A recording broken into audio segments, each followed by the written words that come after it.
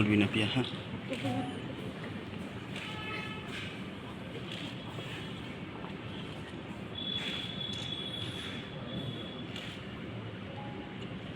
গত মে মাস এবং জুন মাসে যথাক্রমে সাহেবগঞ্জ থানা এবং তুফানগঞ্জ থানায় দুটি প্রতারণার অভিযোগ হয়। প্রতারণা কীরকম, যে কেউ একজন ফোনে নিজেকে বিএসএফ এর অফিসার বা কমান্ডিং অফিসার বা কোনো ইন্সপেক্টর এরকম পরিচয় দিয়ে ওই ক্যাম্পের কাছাকাছি কোনো সিএসপি, যে কাস্টমার সার্ভিস পয়েন্ট রয়েছে, তাকে বলে যে একটি নম্বরে টাকা পাঠাতে হবে। তো এইরকমভাবে সে টাকা পাঠিয়ে দেয়, বলে পরে কমিশন দিয়ে দেবো বা টাকা ফেরত দিয়ে দেবো।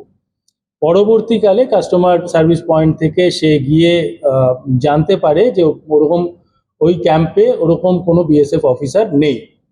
তো এই ঘটনার আমরা তদন্ত চালাচ্ছিলাম। তদন্ত করতে গিয়ে আমরা ধানতলা রানাঘাট নিবাসী শুভজিৎ বল্লভ বলে একজনকে গ্রেপ্তার করেছি। তাকে 28শে জুলাই আমরা দ্বারভাঙা বিহারের একটি হোটেল থেকে গ্রেফতার করি। এখন ইনি এইটা করতে গিয়ে আমরা তার phone number national crime records যে পোর্টাল রয়েছে তাতে এনসিআরপিতে আমরা ফেলে দেখি যে তার নামে সে নম্বর ব্যবহার করে 877টি এরকম ফ্রড করে